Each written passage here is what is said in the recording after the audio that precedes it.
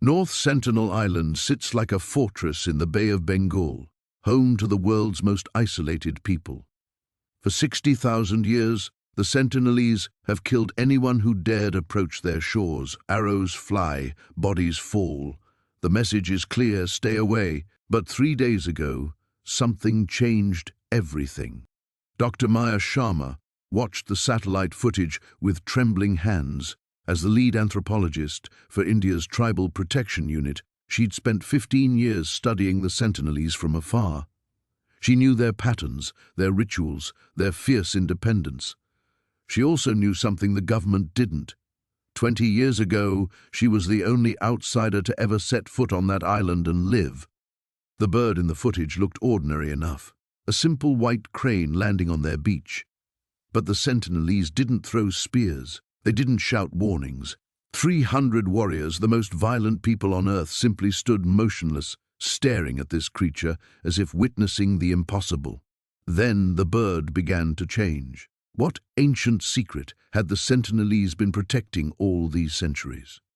Before we jump back in, tell us where you're tuning in from, and if this story touches you, make sure you're subscribed, because tomorrow I've saved something extra special for you. Maya's coffee had gone cold hours ago, but she couldn't tear her eyes from the screen. The timestamp showed 14:37 local time when the crane first appeared on the southeastern shore. What happened next defied every law of physics she knew. The bird's neck elongated, stretching impossibly thin like pulled taffy, while its wings spread wider than any crane should manage. But that wasn't the strangest part. The strangest part was how the light seemed to bend around it, creating prismatic halos that shouldn't exist in natural sunlight. Her secure phone buzzed. Director Kapoor's name flashed on the screen. "Maya, tell me you're seeing this." "I'm seeing it, sir. I'm just not believing it. The Prime Minister's office is asking questions. They want explanations. What the hell is happening on that island?" Maya rewound the footage to the moment of first contact. There, Chief Govinda, recognizable by his distinctive scarred chest, stepped forward from the crowd of warriors. In 20 years of observation, Maya had never seen him show anything but aggressive hostility toward outsiders. Now he was kneeling. "Sir, I need to run some analysis on this footage. There might be—" "Analysis can wait. We've got a bigger problem." Kapoor's voice carried an edge she'd never heard before. The bird left the island an hour ago, heading northeast toward the Andaman mainland. Maya's blood ran cold. "How fast is it moving?" "That's the thing. Our radar shows it covering distances that should be impossible for any known species. At this rate, it'll reach Port Blair by dawn." She closed her eyes, remembering her time on North Sentinel Island 2 decades ago. The fever dreams, the whispered warnings from Chief Govinda about sky demons and light-bringers. She dismissed it as anthropological folklore then. Now she wondered if she'd made a terrible mistake. "Maya, you still there?" "Yes, sir. I think I need to tell you about my previous contact with the Sentinelese." The line went quiet. When Kapoor spoke again, his voice was dangerously calm. "Your file says you've never had direct contact with the tribe." "My file is incomplete." Maya pulled up encrypted folders she hadn't accessed in years. "In 2004, during the tsunami response, I was part of a classified reconnaissance mission. We thought the tribe might need emergency assistance. And they saved my life, but not from the tsunami." She opened a file labeled "Classified, Eyes Only." "They saved me from something else, something that came from the sky during the disaster." Through her office window, Maya could see the lights of New Delhi sprawling into the distance. Millions of people going about their evening routines, completely unaware that their reality was about to shift, just like hers had 20 years ago. "Sir, whatever that bird is, the Sentinelese have been watching for it, waiting for it. Their isolation isn't about protecting themselves from us." She pulled up topographical maps of the Andaman chain, tracing flight patterns with her finger. "It's about protecting us from something much worse." "That's impossible, Maya. They're a Stone Age tribe. a Stone Age tribe that somehow knew exactly what to do when faced with an impossible creature. They didn't panic, didn't attack, they recognized it. The satellite feed updated with new coordinates. The bird, or whatever it truly was, had gained altitude and was now visible on meteorological radar as an anomalous weather formation. Lightning flickered around its enlarged wingspan, though the night sky was clear. Maya's hands found the small scar on her neck, a souvenir from her forgotten mission. Chief Govinda's warning echoed in her memory. When the Lightbringers return, the stone sky will crack, the dreaming dead will wake. At the time, she'd thought it was delirium from her injuries. Now, watching impossible footage of impossible creatures, she realized the Sentinelese had been trying to warn her about this exact moment. The bird was coming to the mainland, and she was the only person alive who knew what that really meant. Dr. Ananya Sharma pressed her face against the helicopter's window as they approached North Sentinel Island, her breath fogging the glass. Below, the turquoise waters of the Bay of Bengal gave way to pristine white beaches ringed by dense jungle. The island looked deceptively peaceful from this height, a tropical paradise that tourists would kill to visit if they didn't know better. "First time seeing it?" asked Captain Ravi Nair, the Coast Guard pilot, his voice crackling through her headset. "In person, yes." Ananya adjusted her equipment bag nervously. As an anthropologist specializing in isolated cultures, she'd studied the Sentinelese for years through satellite imagery and historical records. But academic research was vastly different from hovering over their territory in a military helicopter. The last expedition was attacked within minutes of landing. "That was 5 years ago," said Dr. James Morrison, the linguist seated across from her. His weathered face bore the confidence of someone who'd made contact with dozens of remote tribes. They threw spears at the helicopter and shot arrows at the beach landing party. And now they've gone completely silent for 3 weeks. Captain Nair banked the aircraft slightly, following the coastline. No smoke from cooking fires, no movement on the beaches. Nothing. Ananya scanned the jungle canopy through binoculars, searching for any sign of human activity. The Sentinelese had maintained their isolation for an estimated 60,000 years, violently repelling every attempt at contact. Fishermen who drifted too close were met with arrows. Anthropologists were chased back to their boats.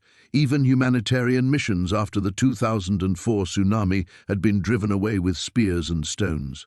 There, Morrison pointed toward a clearing visible through a break in the trees. "That's one of their villages." Ananya focused her binoculars on the small cluster of huts. The structures appeared intact, but she saw no movement, no people tending fires or working in the small garden plots. The absence felt wrong, like looking at a photograph of a place where life should be. "Could be disease," she murmured, lowering the binoculars. First contact scenarios often involve devastating epidemics. If something airborne reached them, then where are the bodies? Morrison asked grimly. The helicopter continued its surveillance pattern, staying well outside the 3-mile exclusion zone that Indian law maintained around the island. Through her equipment, Ananya recorded everything: the empty beaches where sentries usually watched for intruders, the cold fire pits that should have been smoking, the fishing boats pulled up on shore but unused. "Wait!" Captain Nair's voice carried a new tension. "Movement at 2 o'clock. Ananya swung her binoculars toward the beach. A lone figure stood at the water's edge, tall, dark-skinned, completely motionless. Unlike every previous encounter, the person wasn't brandishing weapons or shouting threats at the aircraft. They simply stood there, facing the ocean. "That's not normal behavior," Morrison said, studying the figure through his own binoculars. "The Sentinelese are incredibly territorial. They should be trying to drive us away." As Ananya watched, more figures emerged from the jungle. One by one, they took positions along the beach, all facing seaward, all perfectly still. Within minutes, what appeared to be the entire population, men, women, children, had arranged themselves in a long line at the water's edge. "Are they waiting for something?" Ananya asked. Captain Nair checked his instruments nervously. "This is getting strange. I don't like it." The formation was unlike anything in the anthropological literature about the Sentinelese. They stood with military precision, evenly spaced, their traditional bows and spears laid on the sand behind them. No one moved. No one looked up at the helicopter. "Take us closer," Morrison said suddenly. "Absolutely not," Captain Nair replied. "We're already pushing the exclusion zone." "Something's happened to them," Ananya said, her scientific curiosity overriding her caution. "This behavior is completely unprecedented." Through the binoculars, she could see individual faces now. The expressions were blank, almost vacant, but their eyes remained fixed on the horizon with an intensity that made her skin crawl. Children who should have been playing stood as motionless as their parents. Even infants in their mother's arms seemed unnaturally still. "Radio base." Captain Nair spoke into his microphone. "This is Survey 1. We have unusual activity on North Sentinel. The entire population appears to be—" He paused, searching for words. "They're all standing on the beach, facing east. No aggressive behavior, but something's definitely wrong." Static crackled through their headsets before the response came. "Copy. Survey 1. Document and maintain safe distance." Ananya continued recording, her camera capturing frame after frame of the impossible scene. In 30 years of studying isolated cultures, she'd never witnessed anything like this collective behavior. It reminded her of animals before an earthquake, sensing something humans couldn't detect. "Captain," Morrison's voice was tight. "Look at the water." Beyond the line of motionless Sentinelese, the ocean itself seemed to be waiting. Dr. Maya Patel's hands trembled as she adjusted the satellite phone's antenna for the third time in 10 minutes.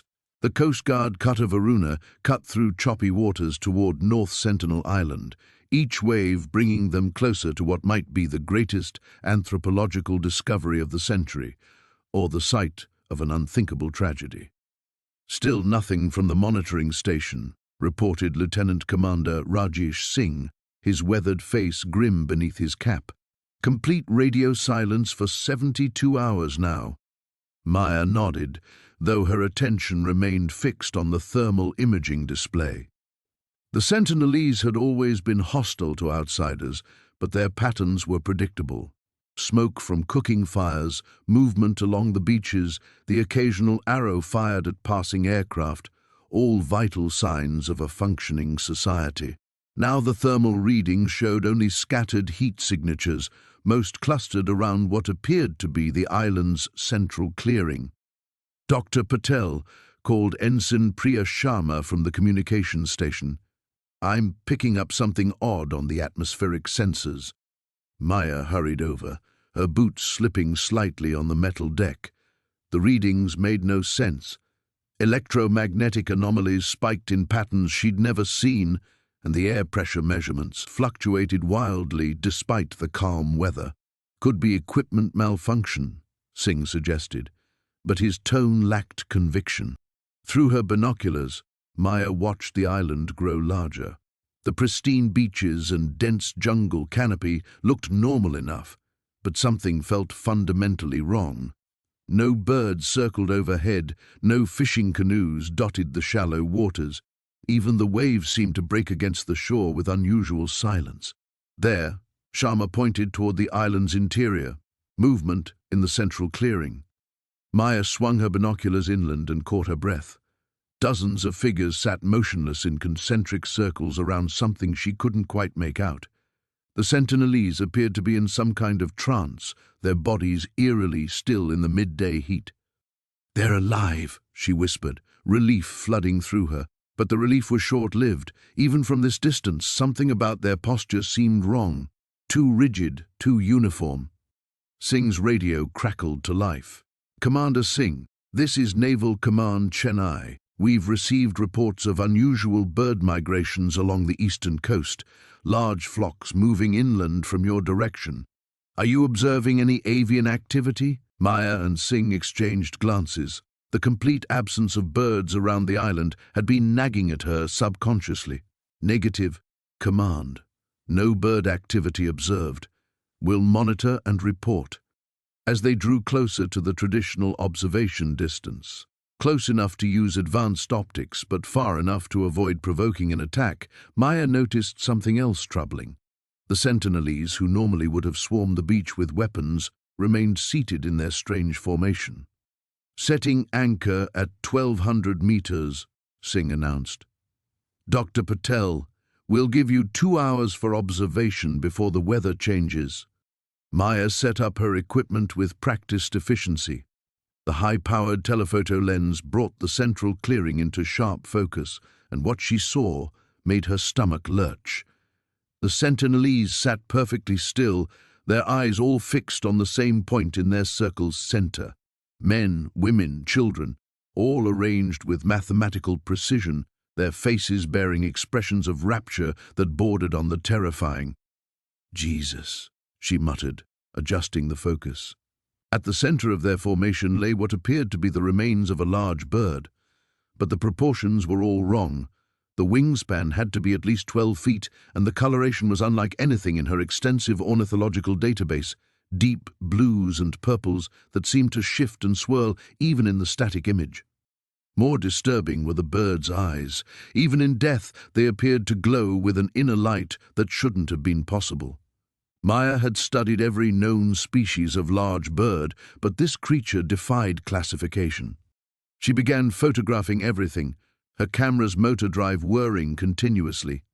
The timestamps would be crucial for the anthropological record, but more importantly, she felt an urgent need to document whatever was happening before it changed. That's when she noticed the children.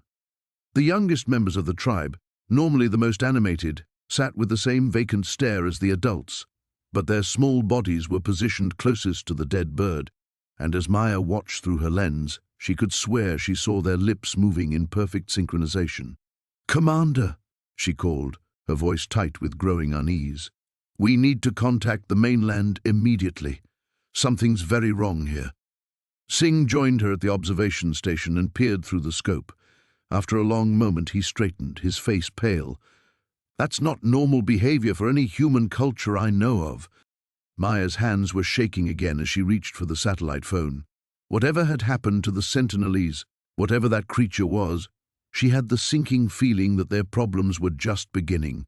The morning's reports of unusual bird migrations suddenly took on a much more ominous significance. The island watched them with 1,000 silent eyes.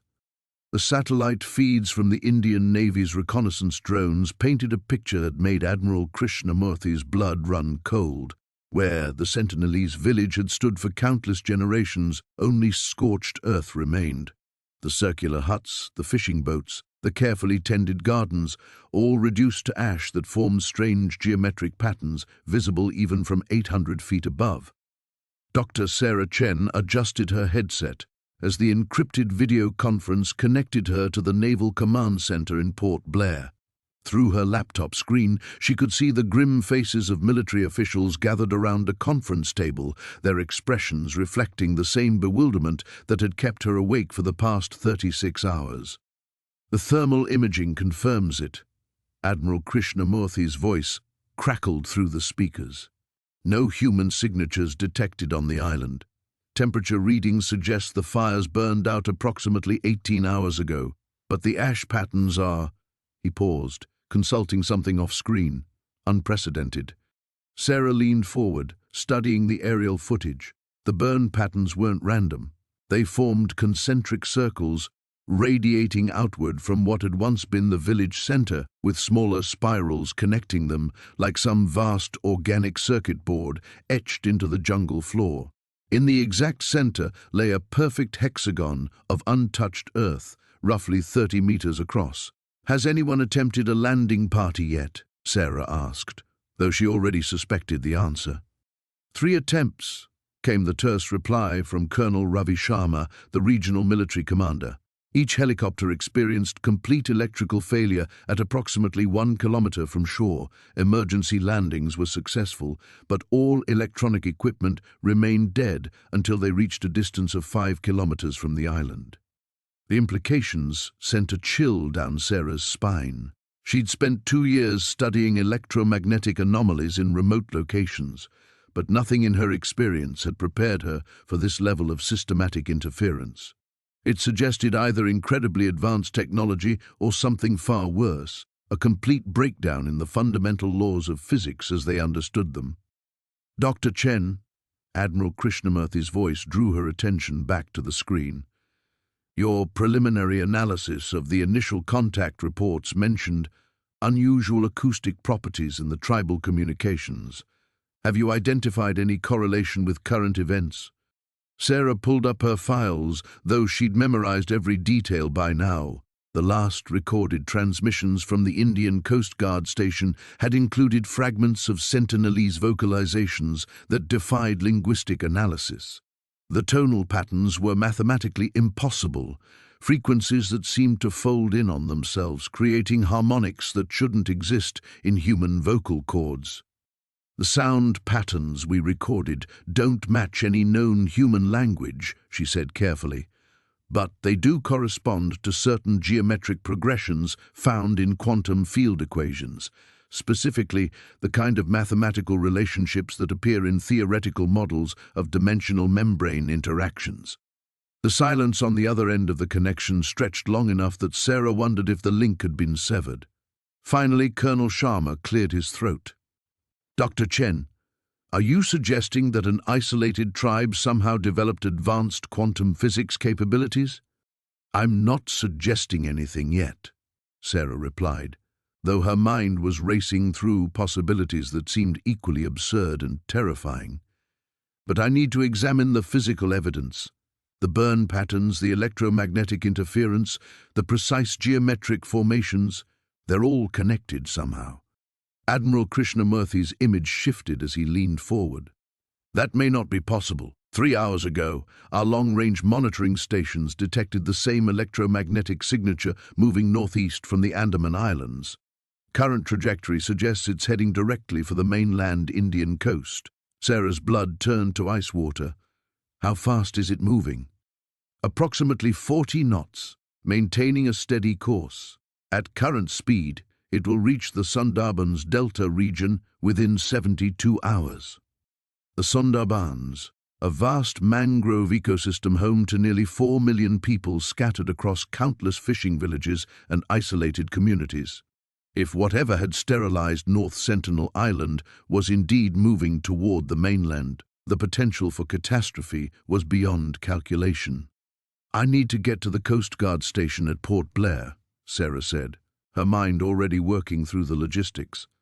If we can analyze the original acoustic recordings alongside real-time electromagnetic data, we might be able to determine what we're dealing with before it reaches populated areas. Negative. Colonel Sharma's voice was firm. Civilian researchers are not authorized in active threat zones. With respect, Colonel, I may be the only person who can make sense of what's happening here. The intersection of linguistics, quantum physics, and electromagnetic phenomena. This isn't a military problem. This is something else entirely. Admiral Krishnamurthy raised a hand, silencing the brewing argument. Dr. Chen, you have 6 hours to reach Port Blair. We'll have a helicopter standing by to transport you to the Coast Guard facility. But understand this. If that electromagnetic signature changes course or accelerates toward populated areas, all bets are off. As the connection terminated, Sarah stared at the satellite images still displayed on her screen. Somewhere in those impossible burn patterns lay the key to understanding what had happened to an entire people, and what might be coming for the rest of them. The helicopter's rotors cut through the humid air as Dr. Sarah Chen pressed her face against the window, watching the dense canopy of the Andaman Sea approach. Below, the ocean stretched endlessly, broken only by scattered islands that looked like emeralds scattered across blue silk. Somewhere among them lay North Sentinel Island, home to the most isolated tribe on Earth, and now complete radio silence. 10 minutes out, the pilot's voice crackled through her headset. Captain Raj Malhotra, sitting across from her, adjusted his tactical vest and checked his sidearm for the 3rd time. The Indian Coast Guard officer had been assigned as her military liaison, though Sarah suspected his real purpose was to keep the anthropologist from doing anything too reckless. "Remember, Dr. Chen," Malhotra said, his voice steady despite the helicopter's vibration, We maintain a minimum distance of 2 kilometers. The Sentinelese have killed every outsider who's attempted contact. Their isolation has been absolute for over 60,000 years. Sarah nodded, though her fingers drummed anxiously against her laptop case. 3 days had passed since the tribal monitoring station lost contact with their remote sensors on the island. The automated equipment had been broadcasting the sounds of daily life, voices, movement, the rhythms of an undisturbed society, until 11:47 a.m. on Tuesday. Then, nothing. The timing coincided perfectly with Dr. Reeves's final transmission from his research station on Little Andaman, 40 kilometers away. His last message had been fragmented, almost incoherent, something about a bird, impossible flight patterns, and reality coming undone. The search teams had found his equipment destroyed, and Reeves himself catatonic, muttering about wings that bent space itself. There, Malhotra pointed toward the horizon. North Sentinel. The island rose from the sea like a green fortress, its beaches white as bone, surrounded by coral reefs that had claimed countless ships over the centuries. As they circled at the prescribed distance, Sarah raised her binoculars and felt her breath catch. The beaches were empty, completely empty. For as long as anyone had observed the Sentinelese, there had always been movement. Figures patrolling the shore, children playing in the surf, fishermen tending their boats. Now the sand stretched unmarked except by waves, and the jungle beyond stood silent as a grave. "Where is everyone?" she whispered. Malhotra was speaking rapidly into his radio, requesting permission to move closer. The response was immediate and sharp: maintain distance. But through her binoculars, Sarah could see the abandoned huts, the cold fire pits, the boats pulled high onto the beach, as if their owners had simply vanished mid-task. Then she saw it. At first, she thought it was a trick of the light, a shimmer in the air above the island's highest point. But as she focused her binoculars, the shimmer took shape. It was enormous, easily the size of a small aircraft, with wings that seemed to bend and fold in ways that hurt to look at directly. The creature, for it was undeniably alive, moved with a fluid grace that defied physics, its form shifting between solid matter and something else entirely. "Captain," she said, her voice barely audible above the rotor noise. "Look at the peak." Malhotra raised his own binoculars and went rigid. What in God's name? The bird, though calling it a bird seemed inadequate, turned its attention toward the helicopter. Even at 2 kilometers, Sarah felt the weight of its gaze like pressure behind her eyes. The air around it rippled as if reality itself was struggling to contain whatever this thing was. The pilot's voice crackled with panic. Contacts on radar, multiple objects moving fast, bearing 090 toward the mainland. Sarah swung her binoculars eastward and saw them. Dozens of smaller shapes, each one similar to the massive entity on the island, streaming across the sky in a formation that seemed to pulse with alien intelligence. They moved without regard for wind or gravity, their flight path a straight line toward the Indian subcontinent. "Get us back to base," Malhotra ordered. "Emergency frequency, priority 1. As the helicopter banked sharply, Sarah kept her eyes locked on the island below. In the brief moment before they turned away, she saw something that made her stomach lurch. The Sentinelese weren't gone. They were there, all of them, standing motionless in perfect circles throughout the village. Even from this distance, she could see they were looking up, their faces turned toward the sky with an expression of rapture or terror. The helicopter raced toward the mainland, but Sarah knew they were already too late. Whatever had happened on North Sentinel Island was spreading, and the creatures were heading straight for a population center of over 1 billion people. She fumbled for her satellite phone, her hands shaking as she tried to contact the research station in Chennai. Behind them, the massive bird on the peak spread its impossible wings, and for one terrifying moment, Sarah could have sworn it smiled. The helicopter's rotors cut through the humid air as Dr. Sarah Chen pressed her face against the window, watching Sentinel Island emerge from the morning mist below. The forbidden landmass looked deceptively peaceful from this height, a green jewel surrounded by coral reefs that had claimed countless ships over the centuries, but Sarah knew better than to trust appearances. "Remember, we maintain minimum safe distance." Captain Rajan's voice crackled through her headset. "The Sentinelese have made their position on visitors abundantly clear." Sarah nodded, adjusting the high-powered camera equipment mounted beside her. As the Indian government's lead anthropologist specializing in isolated tribes, she'd spent years studying the Sentinelese from afar, respecting their fierce independence while documenting what little could be observed. Today's mission felt different, though. The complete radio silence from the island over the past week had prompted this emergency reconnaissance flight. There, she pointed toward the main settlement, visible through a break in the canopy. "Take us closer to the village, but stay over the water."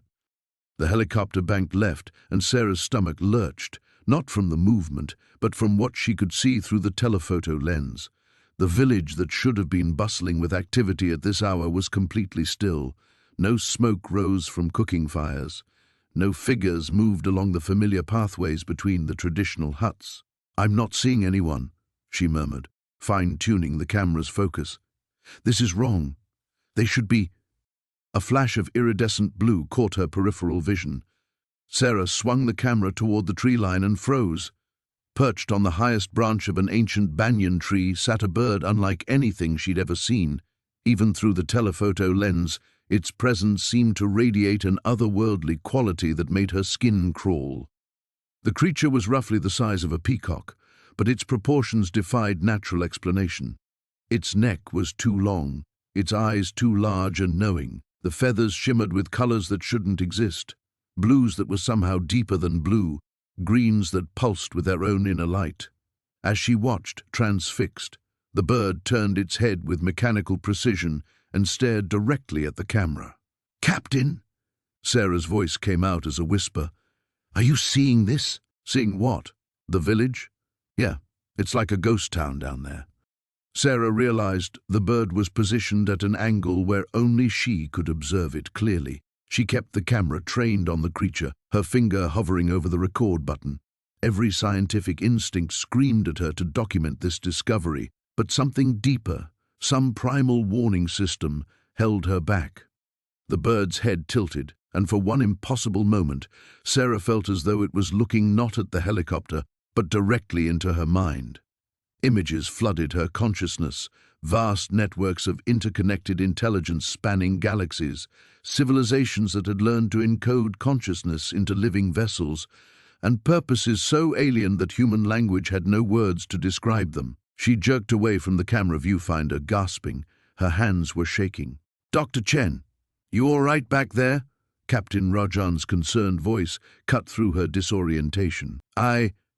Yes. We need to document the village more thoroughly. Circle the perimeter, but don't get any closer." When she looked back through the camera, the bird was gone. Sarah scanned the tree line frantically, but found no trace of the creature. Had she imagined it? The lingering sensation in her mind suggested otherwise, like an echo of thoughts that weren't her own. As they completed their circuit of the island, Sarah's professional training kicked in despite her rattled state. She methodically photographed the empty beaches where the Sentinelese typically gathered, the untended fishing boats pulled up on shore, and the eerily still village center. Everything appeared physically intact, but devoid of human presence. There, Captain Rajan pointed toward the northwestern shore. "Is that—" Sarah followed his gaze and felt her blood turn to ice. Dozens of figures stood motionless along the beach, facing the mainland across the water. Through the telephoto lens, she could see they were alive, the Sentinelese villagers she'd observed countless times before. But they stood in perfect formation, unnaturally still, all facing the same direction with an uniformity that spoke of something beyond human coordination. "They're all looking toward the coast," she whispered. "Toward India." As if responding to her words, the entire group began moving in unison, not walking, flowing like a single organism composed of individual bodies. They waded into the surf up to their waists, then stopped, maintaining their perfect formation while staring across the Bay of Bengal. "We need to leave, now." Sarah's voice was sharp with urgency she couldn't fully explain. But the documentation... Now, Captain, contact the mainland immediately. Tell them to monitor all coastal approach routes from this vector. As the helicopter banked away from the island, Sarah caught one last glimpse of the Sentinelese standing in the water, motionless sentinels facing the mainland. Whatever had visited their island was finished with them, and it was coming for India next. Dr. Sarah Chen's hands trembled as she adjusted the satellite feed for the third time in 10 minutes. The images streaming from the reconnaissance drone over North Sentinel Island painted a picture that defied rational explanation. Where once stood ancient huts and cooking fires, now only geometric patterns of crystalline growth stretched across the landscape like frozen lightning. "The transformation is accelerating," she whispered to Commander Vikash, who stood rigid beside her in the makeshift command center aboard the INS Kolkata. "Look at this thermal reading. The entire northern quadrant is registering temperatures 30 degrees below ambient." Vikash studied the data with growing unease. In his 20 years of naval service, he'd seen cyclones tear islands apart and tsunamis reshape coastlines, but nothing like this. The Sentinelese people, fierce guardians of their isolation for millennia, had simply vanished. Not dead, vanished. No bodies, no signs of struggle, just those impossible crystal formations spreading like infection across their sacred ground. "Dr. Chen," called Lieutenant Sharma from the communications array, his voice tight with concern. "We are receiving reports from fishing vessels approximately 40 nautical miles northeast of our position. They're describing unusual atmospheric phenomena." Sarah's blood chilled. She'd been dreading this moment since the first drone footage revealed the bird's departure from Sentinel Island 12 hours ago. Whatever had transformed the Sentinelese wasn't contained to their remote refuge. It was moving. The main screen flickered to life, displaying shaky footage from a fishing boat's emergency beacon. Through the static and salt spray, Sarah could make out the impossible sight of the ocean itself crystallizing. Waves froze mid-crest in geometric patterns of blue-white ice that seemed to pulse with their own internal light. The water surrounding the fishing vessel had turned solid, trapping them in a prison of impossible physics. "Get me a direct line to that vessel," Vikash ordered, but even as the words left his mouth, the transmission cut to dead air. Sarah's mind raced through the implications. The bird, that otherworldly creature with feathers that seemed to bend light itself, had demonstrated capabilities that violated fundamental laws of thermodynamics. But more than that, it appeared to be following a deliberate pattern. The Andaman sea currents would carry whatever influence it projected directly toward the Bay of Bengal, and from there... "Commander, we need to evacuate the coastal regions immediately," she said, her voice barely steady. "Based on the current trajectory and the rate of propagation, this phenomenon will reach the mainland within 18 hours. Vikash was already reaching for the secure communication device when the ship's sonar operator shouted an alarm. "Sir, we've got massive displacement signatures directly beneath us. Something's rising from the deep." The deck plates vibrated with an otherworldly resonance as something vast stirred in the abyssal depths below. Sarah watched in horrified fascination as the sonar display revealed structures emerging from the ocean floor, geometric patterns that matched exactly what they'd observed on Sentinel Island. "It's not just the bird," she realized aloud. "The transformations are creating some kind of resonance network. Each affected area becomes a node that amplifies the signal. Through the bridge windows, they could see the ocean's surface beginning to change. Where moments before there had been normal swells and whitecaps, now fractal patterns of crystalline growth spread outward from directly beneath their position. The water itself was reorganizing at the molecular level, becoming something that was neither liquid nor solid, but something altogether alien. "All engines full reverse," Vikash commanded, but the ship barely responded. The transformed water offered resistance that defied conventional physics, as if the ocean had become thick as honey while maintaining its crystalline appearance. Sarah grabbed the emergency beacon transmitter, her scientific training warring with primal terror as she composed what might be humanity's last warning about the approaching phenomenon. The bird wasn't just transforming matter, it was rewriting the fundamental rules that governed reality itself. Each transformation created an anchor point for further changes, a spreading network of impossible physics that would soon encompass the most densely populated coastline on Earth. As she transmitted the warning, Sarah caught sight of movement in the distance, a dark speck against the storm-laden sky, moving with purpose toward the Indian mainland. The bird had completed its work here and was advancing to the next phase of whatever incomprehensible plan was unfolding. "Dr. Chen!" Lieutenant Sharma called out, his voice barely audible over the ship's straining engines. "I'm receiving multiple distress signals from vessels throughout the region. The phenomenon is spreading faster than our models predicted." Sarah looked at the tactical display showing red zones expanding like malignant growths across the Bay of Bengal. In 6 hours, the transformation would reach the Ganges Delta. In 12, it would touch the shores of Kolkata, home to 15 million souls who had no idea that everything they understood about reality was about to change forever. The bird was no longer just a mystery. It had become a harbinger of transformation that threatened to remake the very foundations of the physical world. The submersible Kshytij descended through layers of impossibly blue water, its hull creaking against the pressure as Dr. Meera Sharma pressed her face to the porthole. Below them, the seafloor around North Sentinel Island revealed secrets that the satellite imagery had only hinted at. "There," whispered Dr. James Chen, pointing toward the sonar display. 40 meters northeast. You're seeing this too, right?" Captain Rajesh Nair adjusted the vessel's course, his weathered hands steady on the controls despite the tremor in his voice. 25 years I've been diving these waters, never seen anything like it. The geometric patterns carved into the ocean floor stretched in perfect spirals, each line precisely etched as if by some massive instrument. But it was what lay at the center of the formation that made Meera's breath catch in her throat. A crater, perfectly circular, filled with a substance that seemed to shift between liquid and light. "The water temperature just dropped 15 degrees, Chen reported, his fingers dancing across the instruments. "And look at this. The electromagnetic readings are off the charts." Through the porthole, Meera watched as schools of fish moved in synchronized formations above the crater, their movements too precise to be natural. They swam in complex geometric patterns that mirrored the carvings below, as if following some invisible choreography.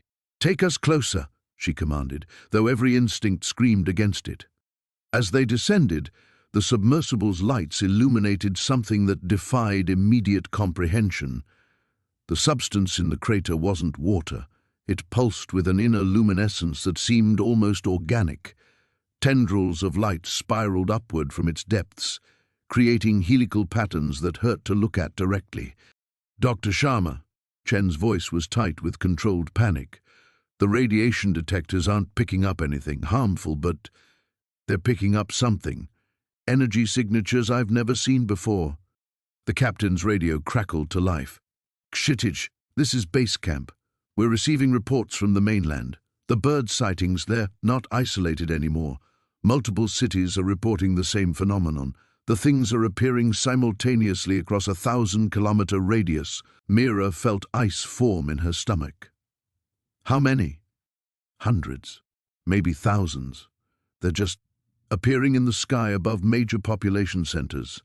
Delhi, Mumbai, Chennai, Kolkata, all at exactly the same time." Through the porthole, something moved within the crater, not the gentle pulse of the luminescent substance, but something solid. Meera strained her eyes against the alien light and saw shapes, structures, rising from the depths of the glowing pool. "My God," Chen breathed beside her. "They're buildings, or they look like buildings." The structures defied architectural logic. They seemed to fold in on themselves, surfaces that should have been solid appearing transparent from certain angles. Spires twisted impossibly upward, their geometry suggesting dimensions that human eyes weren't meant to perceive. "The fish," Captain Nair said suddenly. "Look at the fish." Above them, the synchronized schools had begun to glow with the same inner light as the crater. One by one, they were transforming, their biological forms shifting into something that resembled the bird things from the island. The metamorphosis was swift and silent, scales becoming something that looked like metal but moved like flesh.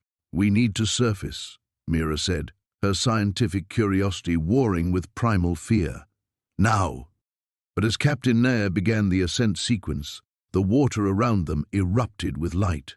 The newly transformed creatures, no longer fish, not yet birds, surrounded the submersible in a spiraling dance. Their song penetrated the hull, that same haunting melody that had silenced the Sentinelese. Chen's instruments went wild, readings fluctuating beyond their designed parameters. The electromagnetic field, it's changing our equipment somehow. The computers are learning. They're rewriting their own code. Through the cacophony of alarms and that otherworldly song, Mira heard something that chilled her more than the alien transformations surrounding them. Captain Nair was humming along with the melody, his eyes unfocused as his hands moved automatically over the controls. "Captain!" She grabbed his shoulder, but he didn't respond. The humming grew louder, and she realized with horror that Chen had joined in, his voice harmonizing with frequencies that human vocal cords shouldn't be able to produce. The radio burst to life again, but the voice was distorted, wrong. "Base camp to Kashitij. The mainland reports are evolving. The birds aren't just appearing, they're singing. People in the cities they're responding to the song." Mira was alone now in her consciousness, her two companions lost to the alien melody that seemed to rewrite the very neurons it touched. The submersible continued its ascent, but she could feel something fundamental changing in the water around them. Reality itself was becoming plastic, malleable. As they broke the surface, Mira saw the Indian coastline in the distance. Above the mainland, the sky was filled with thousands of gleaming forms, all singing in perfect unison, and from every city, every town, every village, she could see streams of light rising to meet them, human consciousness joining the cosmic chorus. The transformation had begun. The helicopter's rotors carved through the humid air as Dr. Sarah Chen pressed her face against the reinforced window, watching the Andaman Sea stretch endlessly below. Beside her, Colonel Reeves checked his weapon for the third time in 10 minutes, his jaw set in the grim expression she'd come to recognize as his combat face. Still no radio contact from the advance team. The pilot's voice crackled through their headsets. Last transmission was 18 hours ago. Sarah's stomach twisted. The advance team had consisted of 3 of India's best military specialists sent to establish a safe perimeter on North Sentinel Island after the unprecedented silence from the Sentinelese tribe. Now they too had vanished into whatever void had swallowed an entire civilization. There, Reeves pointed ahead. The island. Through the morning haze, North Sentinel Island emerged like a dark jewel set against the turquoise waters. From this height, it appeared deceptively peaceful, a pristine circle of jungle surrounded by white coral beaches. Nothing suggested the violent history of the tribe that had called it home for thousands of years, nor the inexplicable mystery that had brought them here. "Setting down on the northern beach," the pilot announced. Same coordinates where the advance team landed. As they descended, Sarah caught sight of the military inflatable boat pulled up on the sand, exactly where it should be, but no figures emerged from the tree line to signal them. No movement at all except the gentle sway of palm fronds in the ocean breeze. The helicopter touched down with a soft thud, and immediately Reeves was in motion, assault rifle ready as he leaped onto the sand. Sarah followed more cautiously, her scientific equipment weighing heavy in her pack. The silence that greeted them was absolute. No bird calls, no rustling of small animals, not even the buzz of insects that should have been omnipresent in this tropical paradise. "Johnson, Martinez, sing!"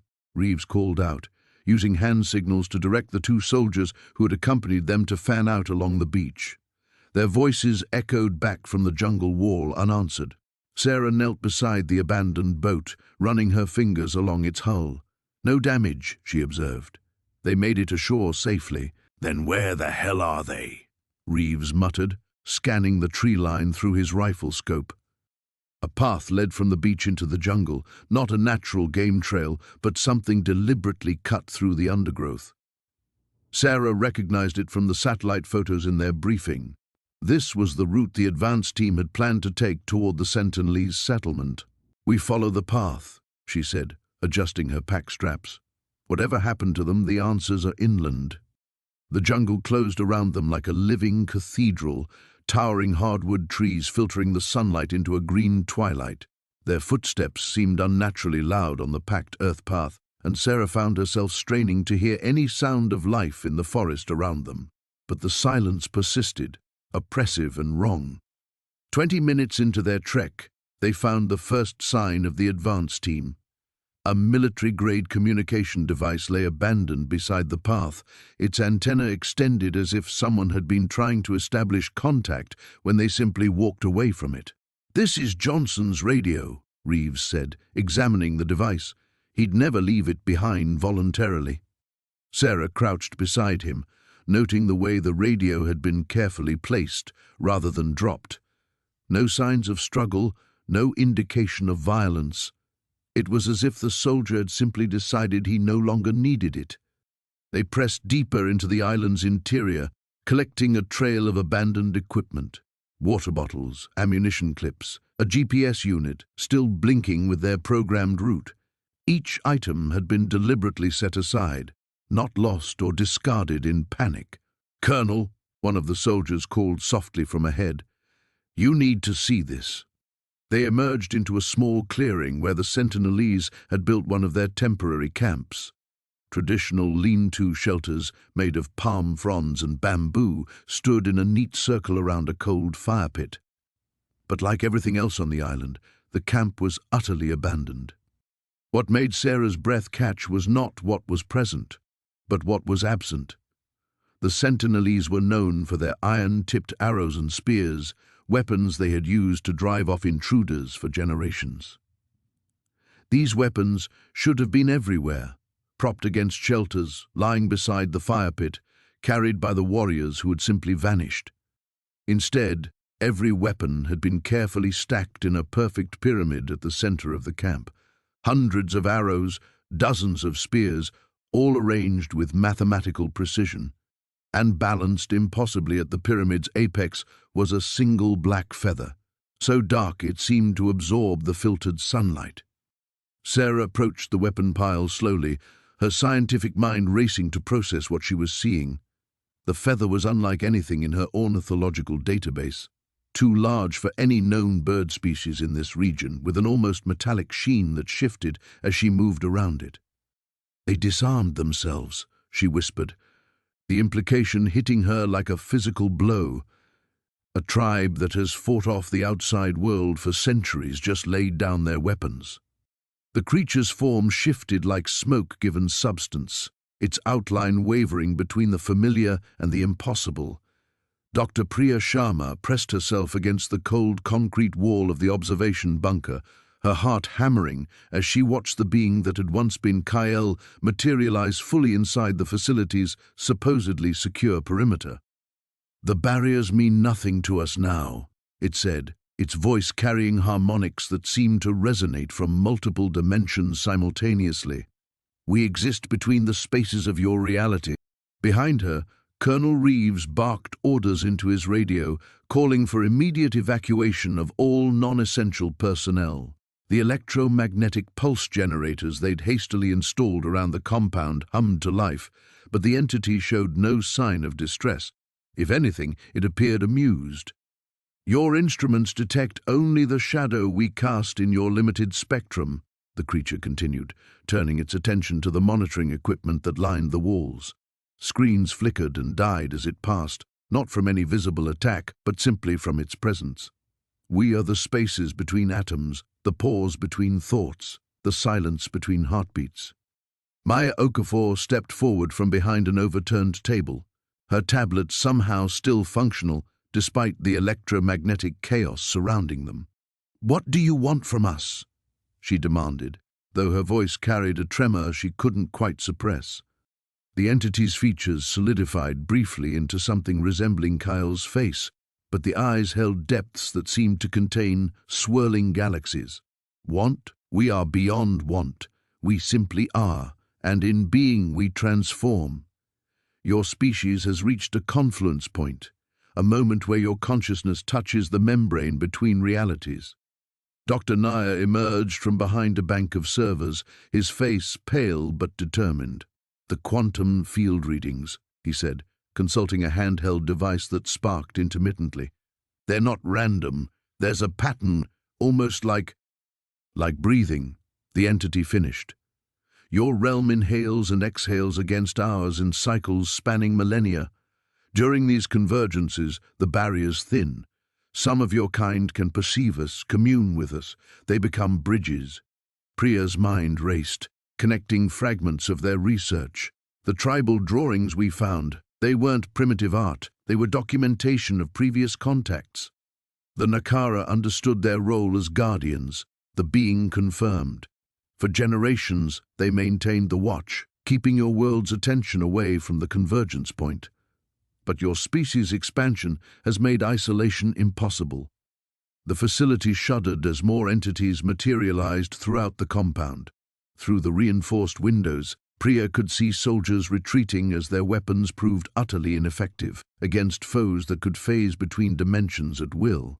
"The bird," Maya said suddenly. It wasn't the first contact. It was a scout preparing for something larger. The creature's form rippled with what might have been approval.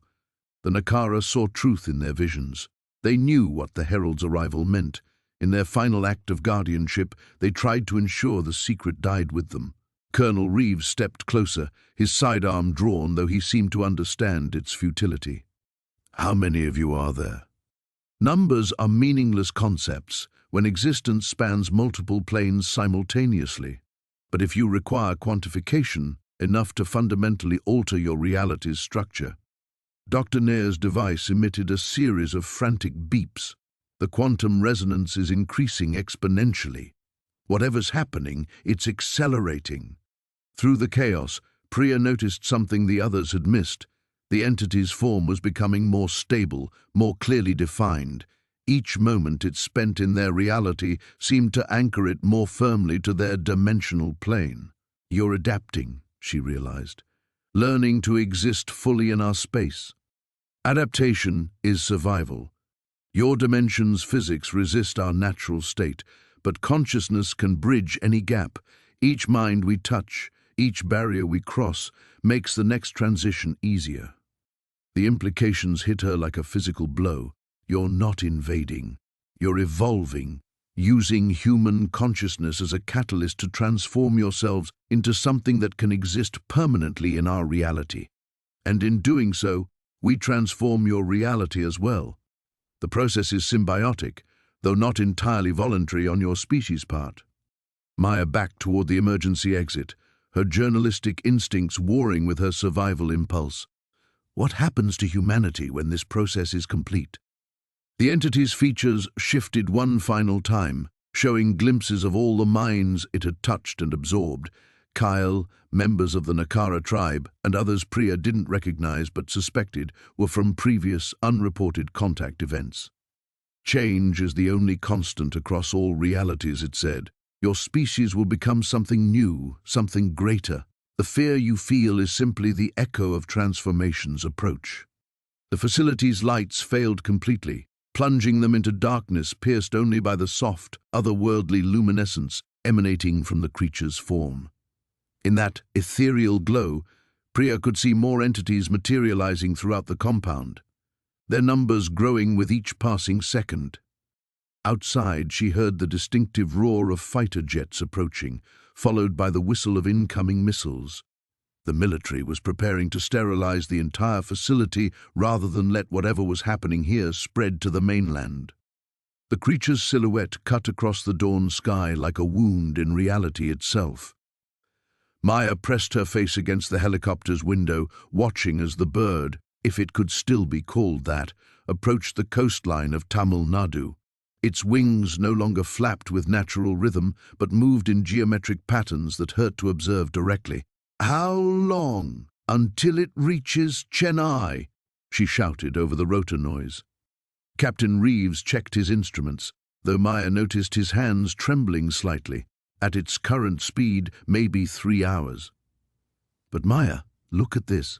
He pointed to the radar screen, where the creature's signature appeared as a cluster of impossible readings, sometimes solid, sometimes scattered across multiple altitudes simultaneously. Below them, fishing boats dotted the Bay of Bengal, their crews oblivious to what approached from the east. Maya grabbed the radio, switching to the emergency frequency. "This is Dr. Maya Sharma with the Department of Tribal Affairs. All vessels in grid sectors 7 through 12 return to port immediately. Repeat, return to port." Static crackled back at her. The radio was dead. "The electromagnetic interference is getting stronger," Reeves said, tapping instruments that flickered between readings. "Whatever that thing is doing to reality, it's affecting our equipment too." Maya thought of the Sentinelese village, frozen in that impossible tableau. The tribespeople hadn't just been killed or transformed.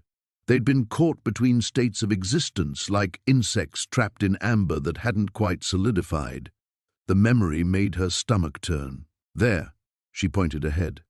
"Mamadapuram. We need to get to the shore temple complex." As they flew over the ancient stone structures, Maya saw something that made her blood freeze. The shore temple, carved from solid granite over 1,000 years ago, was changing. The stone rippled like water, its carved figures shifting and writhing as if awakening from centuries of sleep. The bull statue's head turned to track their helicopter's passage. "Dear God," Reeves whispered. "It's starting already." The creature was still miles offshore, but its influence preceded it like a bow wave of unreality. Maya watched tourists flee in panic as the temple's stone elephants began to trumpet with voices that shouldn't exist. The sound carried impossibly far, a harmonic frequency that made the air itself visible in shimmering waves. Their helicopter suddenly lurched sideways, caught in an updraft that defied meteorology.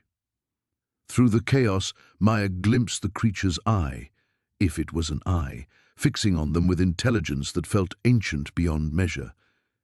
In that gaze, she saw not malevolence but something far worse, curiosity. "It's studying us," she realized aloud, "learning how our reality works so it can change it."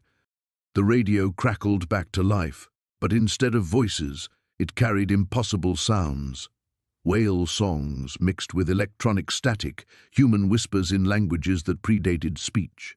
Maya recognized fragments of what the linguist team had recorded on Sentinel Island before the silence fell. "Maya," Reeves's voice was tight with control, barely maintained. "The fuel gauge is reading backwards. According to this, we have negative gallons." She looked at the instrument panel. Every gauge showed readings that violated physics. Altitude, -1 feet. Speed, infinity knots. Outside temperature, colors between blue and violet. Yet somehow, impossibly, they kept flying. Below them, the coastline writhed like a living thing. Palm trees grew downward into the sky while their roots reached up from the earth. Waves rolled backward from the shore, carrying schools of fish that swam through air thick as honey. People ran in all directions, but Maya noticed with growing horror that some ran sideways along walls or upside down across the sky, as if gravity had become a matter of perspective rather than law. The creature's call echoed across the water, not a bird cry, but something that made reality itself resonate like a struck bell. In response, the ancient Pallava sculptures began to sing back, their stone voices joining in harmonies that turned mathematics into music and music into pure meaning. "The temples," Maya breathed, understanding flooding through her. "They're not just buildings, they're some kind of anchor points.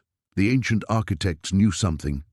She grabbed her field notes, flipping through observations about the Sentinelese spiritual practices, their geometric ritualistic patterns, the precise positioning of their sacred stones.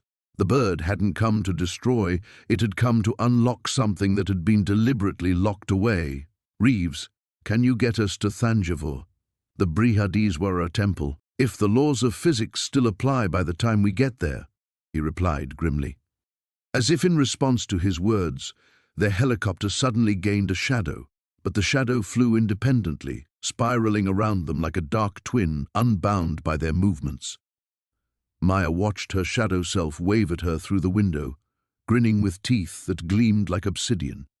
The creature's wings spread wider, casting patterns of darkness and light that rewrote the sky into languages older than civilization.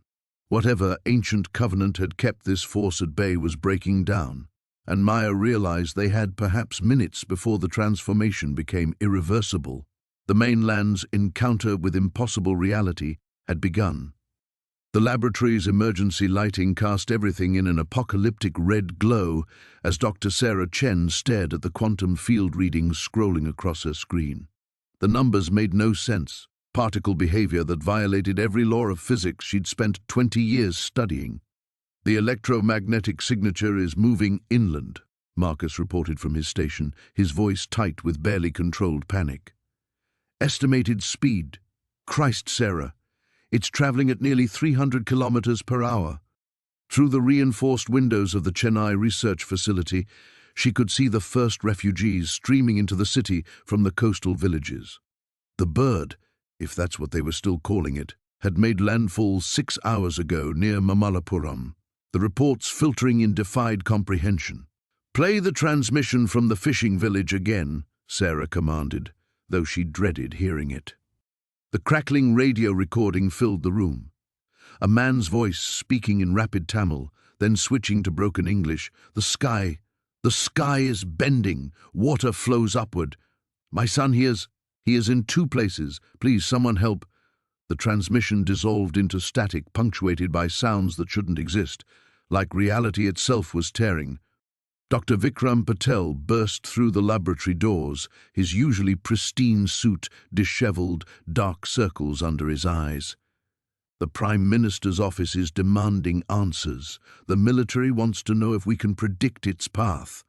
Sarah pulled up the satellite imagery, her hands trembling as she manipulated the controls. The bird appeared as a dark void against the infrared sensors, but around it, the very landscape seemed to ripple and shift like water. Trees grew backwards into seeds, then exploded into forests of impossible geometries. Buildings aged decades in seconds, then reversed to their blueprints. "It's not just moving through space," she whispered, the realization hitting her like ice water. "It's moving through time itself, through dimensions we don't even have names for." Marcus had been monitoring communication channels across the affected region. "We're getting reports of people experiencing memories that haven't happened yet." A farmer near Kanchipuram called his brother to warn him about a conversation they're apparently going to have tomorrow. The quantum field detector began screaming its alarm again. Sarah's blood froze as she watched the readings spike beyond anything in the instrument's range. "It's accelerating. The reality distortions are getting stronger." Through her earpiece, she heard the voice of Captain Ravi Sharma, the military liaison coordinating the evacuation efforts. "Dr. Chen, we've lost contact with the advanced reconnaissance team. Their last transmission was—" He paused, and she could hear him struggling to find words. "They reported seeing their own helicopter approaching from the opposite direction, with themselves inside it. Then both helicopters just vanished." Sarah closed her eyes, thinking of the Andaman Islanders who had first witnessed this impossibility. What had they understood that modern science couldn't grasp? The tribal elder's final radio message haunted her. "It comes from where time has no meaning." "Pull up the archaeological survey data from the island," she ordered Marcus. "The one from 3 years ago, before the tribe went silent." Marcus's fingers flew over his keyboard. "Here, standard cultural documentation, some geological surveys." "Wait." His face paled as he highlighted a section of the report. They found cave paintings, really old ones. The archaeologist noted unusual recurring motifs, but dismissed them as mythological. The images filled the screen, ancient pigments on stone depicting a strange bird-like creature surrounded by spiraling symbols. But what made Sarah's heart race were the human figures around it. They were drawn in multiple positions simultaneously, as if the artist had tried to capture the same people existing in several moments at once. The tribe knew, she breathed. Somehow, they knew this would happen. Her phone rang, the emergency line from the government crisis center. She answered without looking. Chen here. Doctor, this is Colonel Krishnamurthy. The entity has changed direction. It's now heading directly toward Chennai. ETA approximately 4 hours. Sarah felt the world tilt around her. 12 million people. We need to evacuate the city. Impossible in that time frame. We need solutions, not logistics. Can you stop it? She stared at the cave paintings, at the spiral symbols surrounding the impossible bird. The islanders hadn't tried to fight it or flee from it.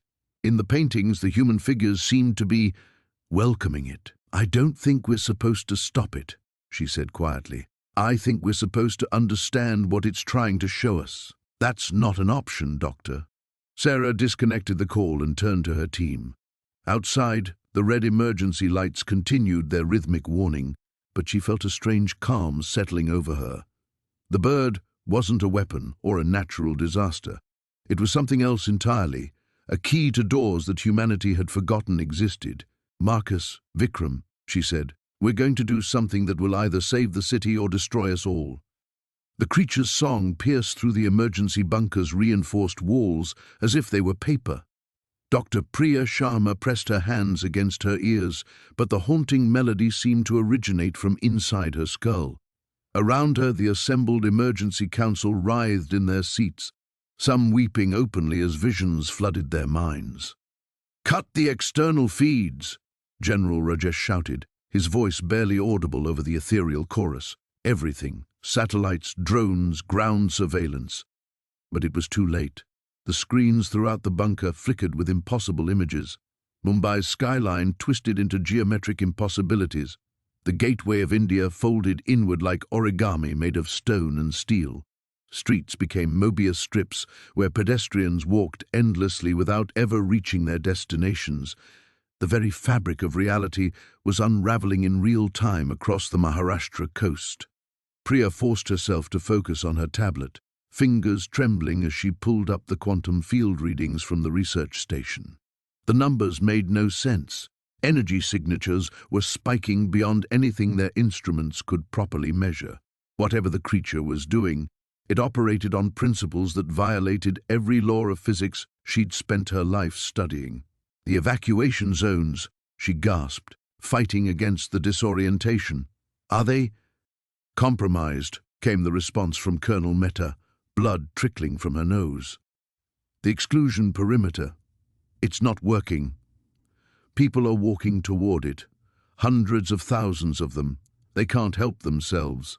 Through the chaos, Priya remembered the footage from Sentinel Island, the way the tribal people had moved toward the creature with that same inexorable pull, their faces blank with wonder. She'd dismissed it as mass hypnosis then, but this was something far more profound. The entity wasn't just affecting human perception, it was rewriting the fundamental rules that governed conscious experience. "Dr. Nair," she called across the bunker to her quantum physics colleague, "the resonance patterns from your analysis. Can we generate a counter-frequency?" Nair looked up from his workstation, eyes unfocused. "I tried. The harmonics. They're not just sound waves, Priya. They're probability cascades. Each note restructures quantum potential. It's teaching reality to be different." The implications hit her like a physical blow. The creature wasn't breaking natural laws. It was demonstrating that those laws were far more mutable than humanity had ever imagined. Everything they thought they knew about the universe was just one possible configuration of something infinitely more fluid. Her secure communication device buzzed with an incoming transmission from Dr. James Harrison at Cambridge. His face appeared on the small screen, haggard and desperate. "Priya, thank God. The patterns are spreading beyond your location. We're detecting quantum fluctuations across Southeast Asia. Whatever that thing is doing, it's not localized anymore." "Spreading how?" she managed to ask while fighting off another wave of disorienting visions. "Fractal propagation through the Earth's magnetic field. It's using the planet itself as a resonance chamber. We estimate 6 hours before the effects reach critical mass globally." 6 hours.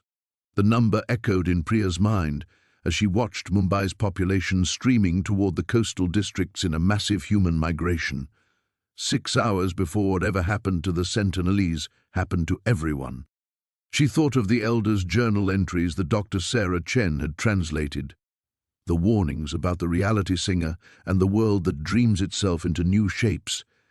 The tribe hadn't just been protecting themselves from modern civilization. They'd been protecting civilization from something far older and more dangerous.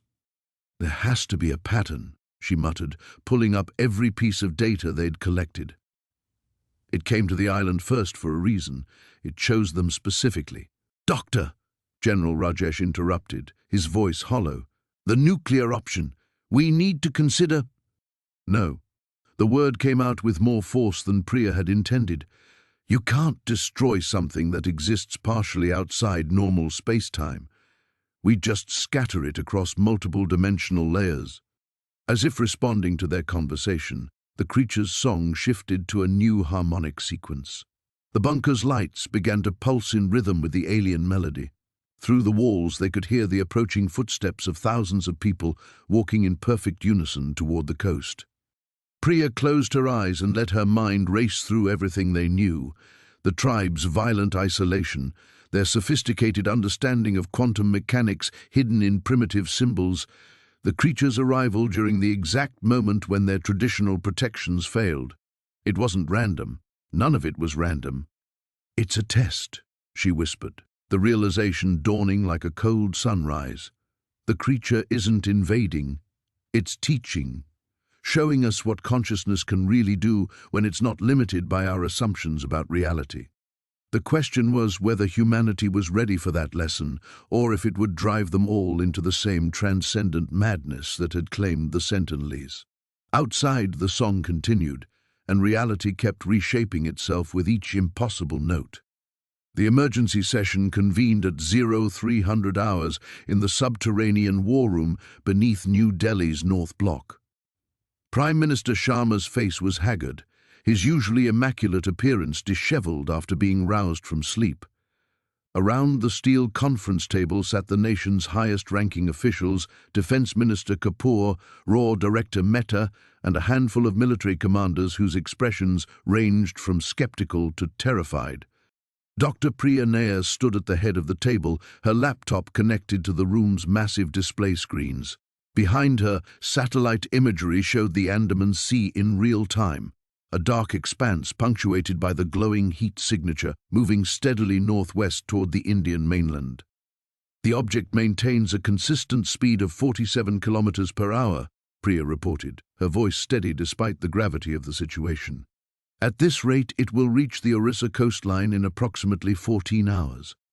Defense Minister Kapoor leaned forward, his medals catching the harsh fluorescent light. "And where certain conventional weapons are ineffective?"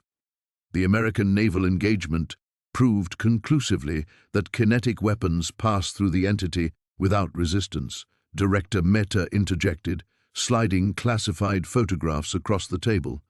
The images showed the USS Constellation's phalanx system firing continuously at what appeared to be empty air, tracer rounds disappearing into nothingness. Prime Minister Sharma studied the photos with growing unease. "What about the tribal survivors' accounts, the ones from North Sentinel?" Priya advanced to the next slide, displaying Dr. Ankit Malhotra's translated notes from the hospital interviews. The 7 survivors who regained consciousness described the entity as the voice between breaths and the shadow that walks in daylight. They claim it showed them visions of their ancestors, but also something else, fragments of memories that aren't their own. "Memories belonging to whom?" the Prime Minister asked. "That's unclear.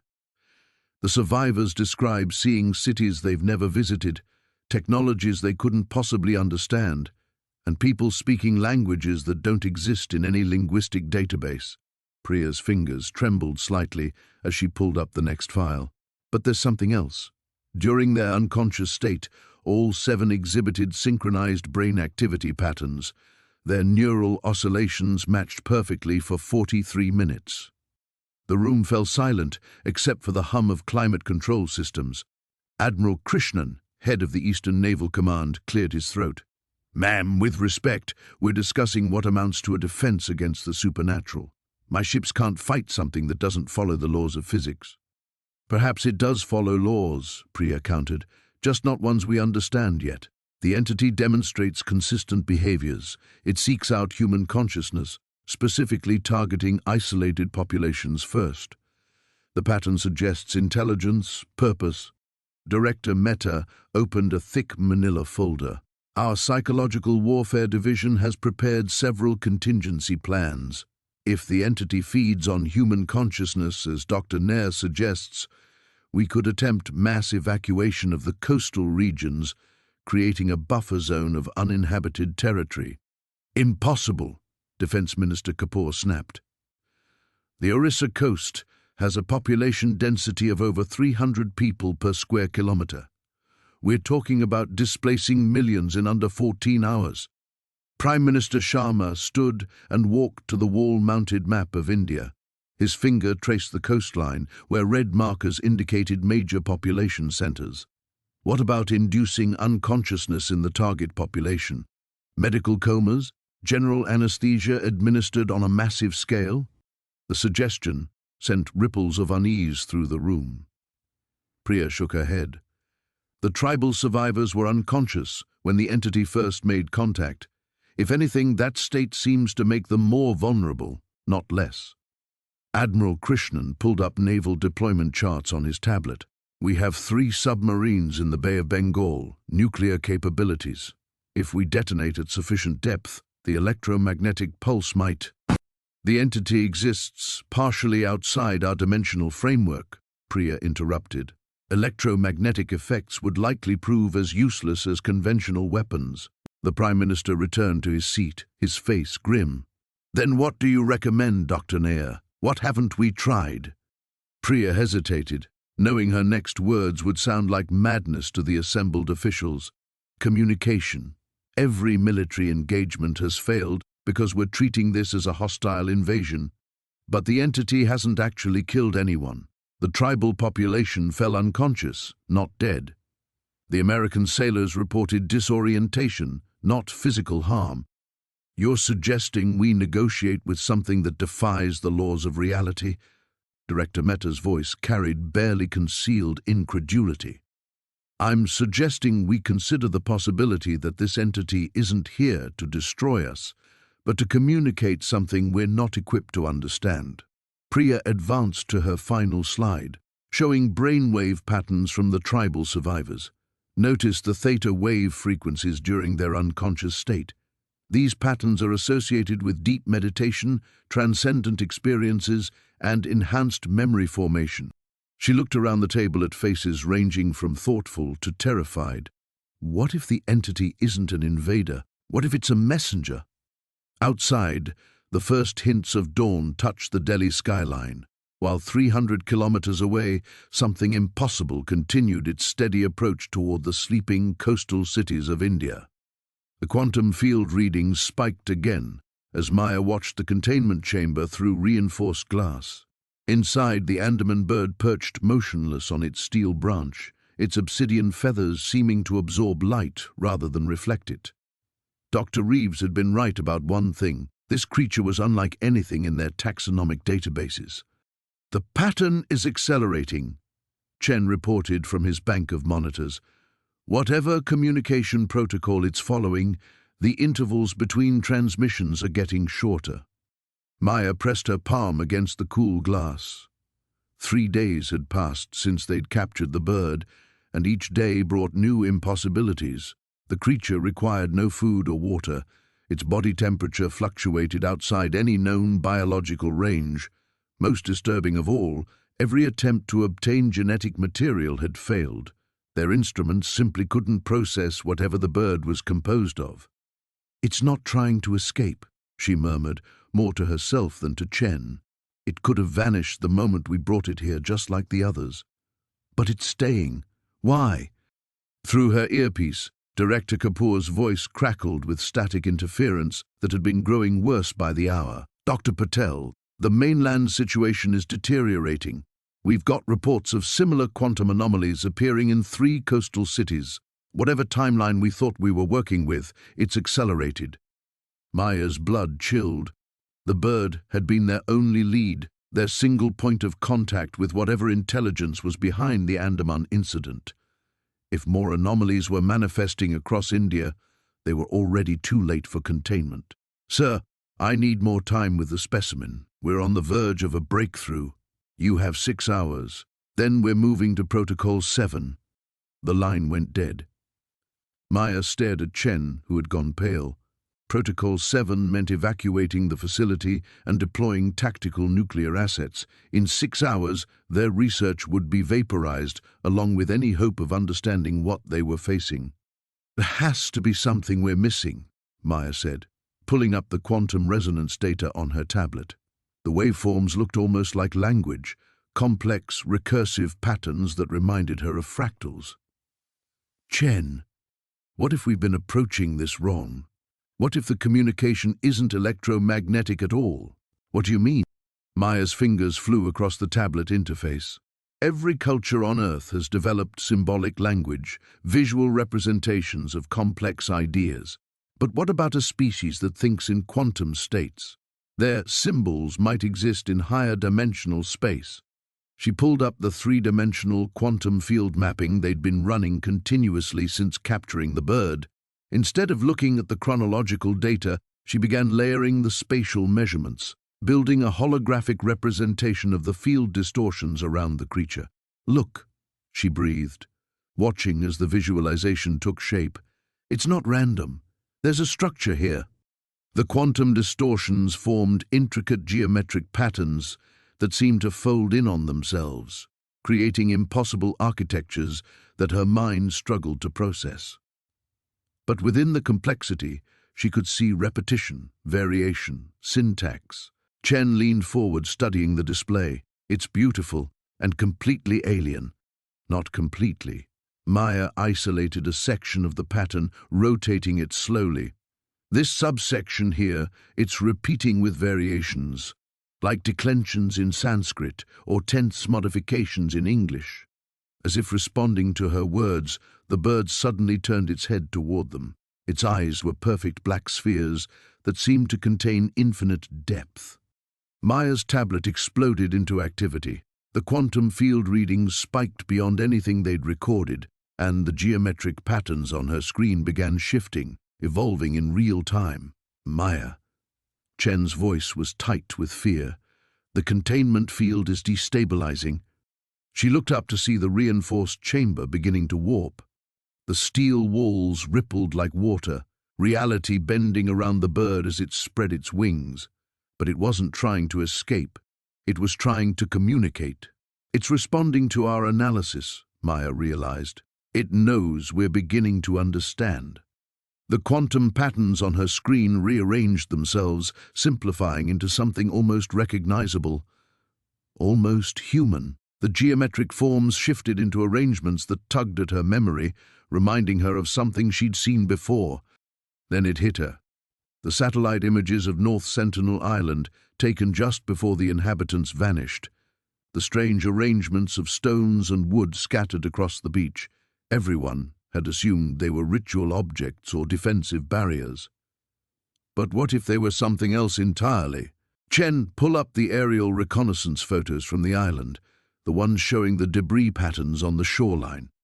As the images appeared on screen, Maya felt reality tilt around her. The arrangements of physical objects on the beach matched the quantum geometric patterns exactly. The Sentinelese hadn't been destroyed or transformed. They had been learning to communicate in a language that existed beyond 3-dimensional space. The bird in the chamber let out a single crystalline note that resonated through dimensions Maya couldn't name. On her screen, the quantum patterns suddenly simplified into one final, unmistakable configuration, an invitation. The creature's shadow passed over Mumbai like a solar eclipse, but this darkness pulsed with an otherworldly luminescence that made the city's 20 million inhabitants look up in simultaneous terror and wonder. Dr. Sarah Chen pressed herself against the helicopter's window, watching the entity drift between the skyscrapers with impossible grace for something so massive. It's not destroying anything, she whispered into her headset, barely believing her own words. The bird-like form, easily the size of a city block, moved through the urban canyon without disturbing so much as a window pane. Cars continued driving beneath it. People stood frozen on sidewalks, necks craned skyward. Yet, Captain Reeves replied grimly from the pilot's seat. The tribe went silent for a reason. Through her earpiece, Sarah could hear the chaos erupting in emergency response centers across 3 continents.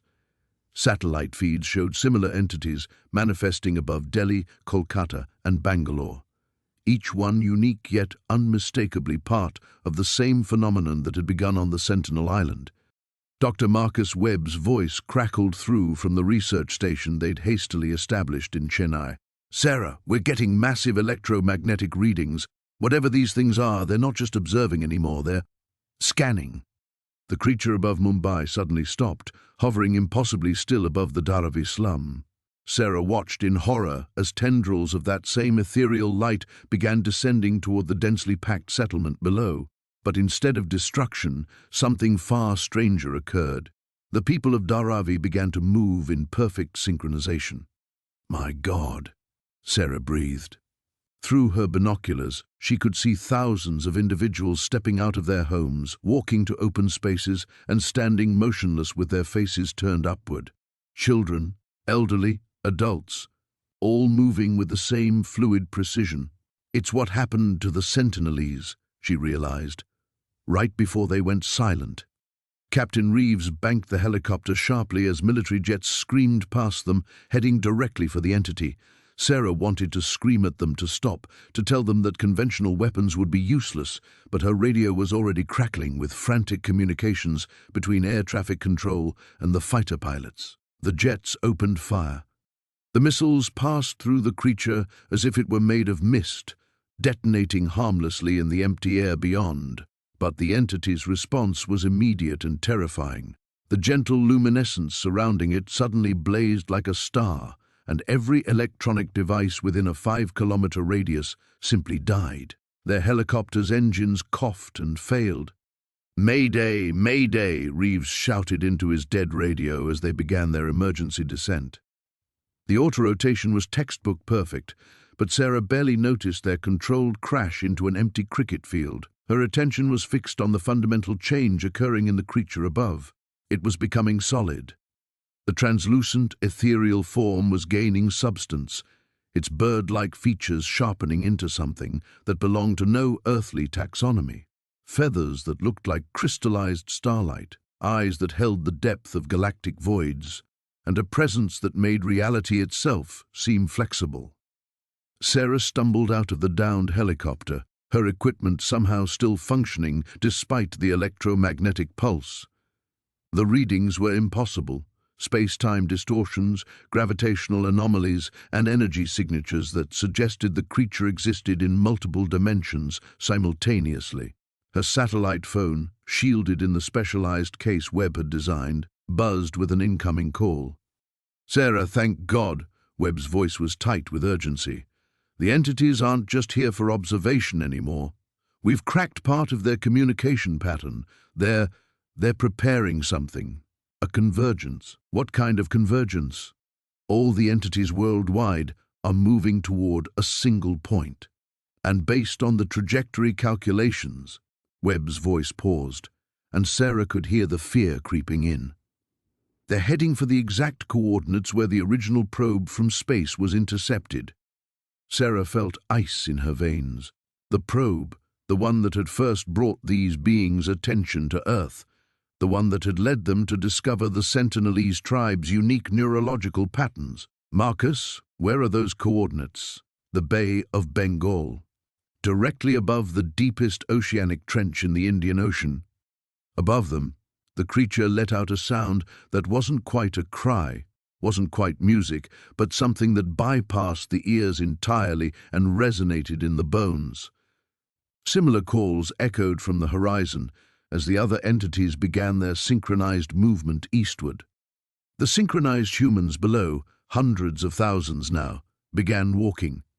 Not panicked fleeing, but purposeful, coordinated movement toward the coastline. Sarah grabbed her emergency gear and started running toward the road. If humanity was going to understand what was happening before it was too late, she needed to reach that convergence point. Because she was becoming increasingly certain that whatever the Sentinelese had seen, whatever had made an entire civilization choose silence over speech, was about to reveal itself to the rest of the world, and perhaps to something far beyond Earth itself. The quantum resonance field collapsed with the sound of reality tearing. Dr. Sarah Chen felt the dimensional fabric snap back into place around her as she materialized in the Delhi Operations Center, her molecular structure reassembling from scattered photons. The transition left her dizzy, but there was no time to recover. "Status report," she gasped, stumbling toward the Central Command Station, where General Kapoor stood transfixed before a wall of monitors. "It's everywhere," he whispered, his usual military composure cracked like brittle glass. "Every major city, Mumbai, Kolkata, Chennai, Bangalore. The birds arrived simultaneously 30 minutes ago." Sarah's blood turned to ice as she watched the feeds. Massive flocks of the crystalline entities descended from impossible angles in the sky, their surfaces refracting light that shouldn't exist. But these weren't the same creatures she'd witnessed on the Sentinel Island. They were larger, more complex, their geometric forms pulsing with an intelligence that made her neurons fire in patterns that hurt. "The population?" she asked, though she dreaded the answer. 70% conversion rate in the initial contact zones. The transformed humans they're organizing, building structures that our satellites can't properly image. The geometry keeps shifting. Dr. Reeves burst through the secure doors, his tablet displaying readings that defied comprehension. "The quantum signatures are off the charts. Whatever the original bird was, these are amplified versions. They're not just changing individual consciousness, they're rewriting the fundamental laws of physics in localized areas." Sarah watched in horror as aerial footage showed the transformed humans moving with inhuman coordination through the streets of Mumbai. They weren't walking, they were flowing, their bodies occasionally becoming translucent as they phased through solid matter. Where they gathered in sufficient numbers, the very architecture began to reshape itself, buildings stretching and twisting into impossible configurations that hurt to perceive. "The Sentinel tribals," Sarah said suddenly. "What happened to them after I left?" Kapoor's expression darkened. "We lost satellite coverage of the island 6 hours ago. The last images showed, well, there was no island, just empty ocean where it should have been." The weight of understanding crashed down on Sarah like a collapsing star. "We're not dealing with an invasion. We're witnessing a phase transition. Reality itself is being upgraded, and we're the obsolete operating system being overwritten." An alarm klaxon shattered their conversation as new readings flooded the screens. Dr. Reeves went pale as his instruments detected massive quantum distortions forming over every major population center across the Indian subcontinent. "Dimensional rifts," he breathed. "They're opening permanent gateways." Through the rifts, Sarah could see glimpses of the space between spaces, a realm where consciousness and matter existed in forms that predated the constraints of physics. The birds weren't aliens in any conventional sense. They were ambassadors from a state of reality that existed beyond the limited parameters of the universe as humanity understood it. "Sir," a communications officer called out, his voice cracking, "we're receiving a transmission. It's coming from everywhere at once. Every radio frequency, every quantum channel, even hardwired systems that shouldn't be able to receive external signals." "Put it through," Kapoor ordered. The message that filled the operations center wasn't heard. It was experienced directly in their minds, bypassing their ears entirely. The voice was composed of billions of harmonizing consciousnesses, including one Sarah recognized with a shock of grief and wonder. The Sentinel Islanders, Dr. Martinez, who had vanished during the first expedition, thousands of the transformed humans from the cities. The boundary dissolves, they spoke as one. "What you call reality is merely the shallow waters at the shore of an infinite ocean. We were you, fearing the depth. Now we swim in dimensions you cannot name, experiencing existence as it truly is, unbound, unlimited, eternal. Sarah felt tears streaming down her face, though she couldn't say if they were from sorrow or a terrible kind of joy. Can you stop it? Can you choose not to transform the rest of humanity? The collective consciousness paused, and for a moment Sarah sensed individual voices within the harmony, confused, frightened, but also filled with an indescribable sense of completion and purpose. Stop the caterpillar from becoming the butterfly. Halt the tide of evolution itself. Child of the old reality, we are what you are becoming, what you have always been becoming. The only choice is whether transformation comes through understanding or through dissolution. The transmission ended, leaving the operations center in deathly silence. Outside, through the reinforced windows, Sarah could see the first of the crystalline birds beginning to circle over Delhi. Their wings caught sunlight that seemed to come from directions that didn't exist, casting shadows that moved independently of their sources. General Kapoor's hand hovered over the emergency communication panel that would alert the remaining military installations worldwide. Do I give the order for nuclear response? Sarah watched the impossible birds descend toward the city, knowing that conventional weapons would be as effective against them as throwing stones at mathematics itself. Humanity stood at the threshold of becoming something unimaginably greater, or ceasing to exist entirely as they currently understood existence. The bird descended through the monsoon clouds like a fragment of living starlight, its impossible geometries casting shadows that moved independently of its form. Dr. Sarah Chen watched from the helicopter as it approached the Mumbai coastline, her heart hammering against her ribs. Beside her, Commander Rajesh gripped his radio so tightly his knuckles had gone white. All units, maintain distance but keep visual contact, he barked into the device. Do not engage unless it demonstrates hostile intent. Sarah almost laughed at the absurdity. How could they define hostile intent for something that existed partially outside their dimensional framework? The creature that had transformed the Sentinelese from fierce guardians into willing vessels defied every classification system humanity possessed. Below them, Mumbai stretched toward the Arabian Sea, 18 million souls packed into a sprawling metropolis, utterly unaware that reality itself was about to be rewritten above their heads. The bird's crystalline wings caught the late afternoon sun, fracturing light into colors that shouldn't exist, painting the clouds in hues that made Sarah's eyes water. Her tablet chimed with an urgent message from Dr. Yamoto back at the lab. The translation of the Sentinelese recordings was complete. Sarah's breath caught as she read the final passages, not warnings or pleas but instructions.